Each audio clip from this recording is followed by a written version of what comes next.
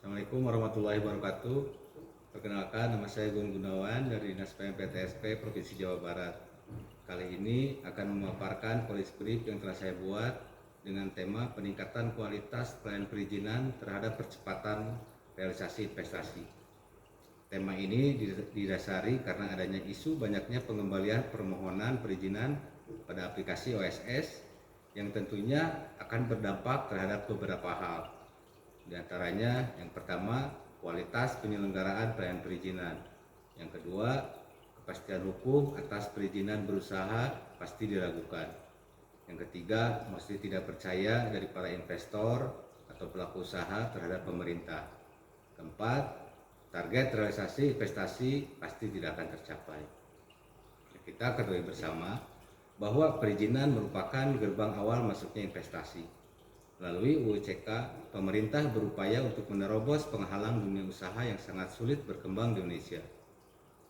UU CK ini memangkas 79 peraturan perundang-undangan yang terbagi ke dalam 11 klaster, yang diantaranya satu klaster membahas penyederhanaan perizinan berusaha. Sebelum terbitnya UU CK, untuk menempuh suatu legalitas usaha itu dirasakan sangat sulit dan berbelit-belit.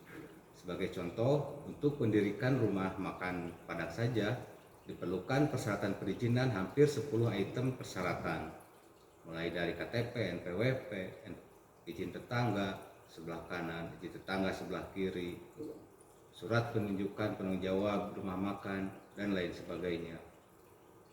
Namun, setelah terbit UU CK dan peraturan turunannya yaitu PP 5 tahun 2021 tentang penyelenggaraan perizinan berusaha berbasis risiko, terjadi penyederhanaan perizinan berusaha, yaitu melalui penerapan perizinan berusaha berbasis risiko berdasarkan tingkat risiko kegiatan usaha.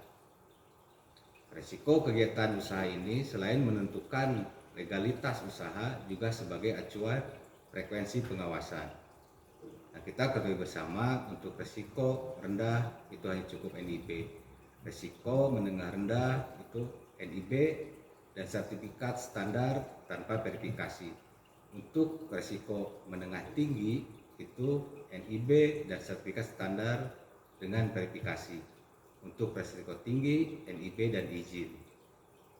Nah, bayangkan betapa mudahnya untuk mendapatkan legalitas usaha bagi risiko rendah dan risiko menengah setelah adanya UU CK. Jadi untuk warung rumah makan Padang setelah UU CK itu akan sangat mudah sekali mendapatkan legalitas usahanya. Nah, lain halnya dengan kegiatan usaha untuk menengah tinggi dan kegiatan usaha risiko tinggi. Nah, tadi di awal disampaikan. Jadi untuk kegiatan usaha risiko menengah tinggi dan risiko tinggi itu harus melalui tahapan verifikasi. Nah, isu ini muncul karena di dalam aplikasi OSS itu terdapat hampir 367 permohonan yang dikembalikan. Nah, ini menjadi menarik karena bersamaan di tahun yang sama, tahun 2024, itu ada 104 proyek yang diawasi oleh tim pengawasan yang rekomendasinya hampir sama dengan argumen permohonan pengembalian berkas.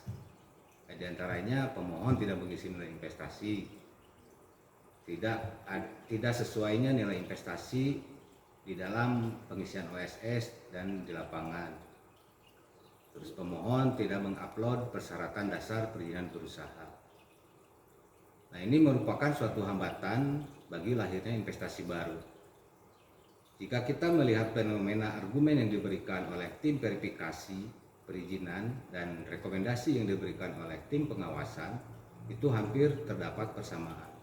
Apabila ini terus dibiarkan, maka dampak yang dikemukakan tadi di awal pasti akan terjadi.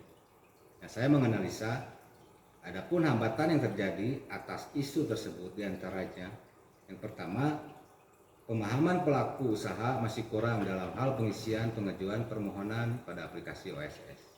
Yang kedua, kualitas aparatur dalam verifikasi berkas permohonan perizinan baik itu dari Dinas PMPTSP maupun dari Dinas Teknis.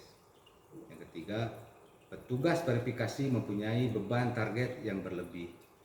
Yang keempat, tata hubungan kerja antara Dinas PMPTSP dan Dinas Teknis. Adapun rekomendasi kebijakan yang saya berikan, yang pertama, perbanyak sosialisasi terkait perizinan berusaha berbasis risiko. Yang kedua, perbanyak pelatihan diklat perizinan berusaha dan diklat pengawasan perizinan berusaha bagi aparatur pemerintahan yang mengelola perizinan dan pengawasan. Yang ketiga, agar dilakukan analisis beban kerja yang tepat terhadap petugas verifikatur perizinan dan pengawasan. Yang terakhir, membentuk tim verifikasi perizinan melalui keputusan gubernur. Nah, mungkin itu saja hasil dari polis brief yang telah saya buat. Semoga bermanfaat dan dapat diterapkan. Billahi taufiq wal hidayah. Assalamualaikum warahmatullahi wabarakatuh.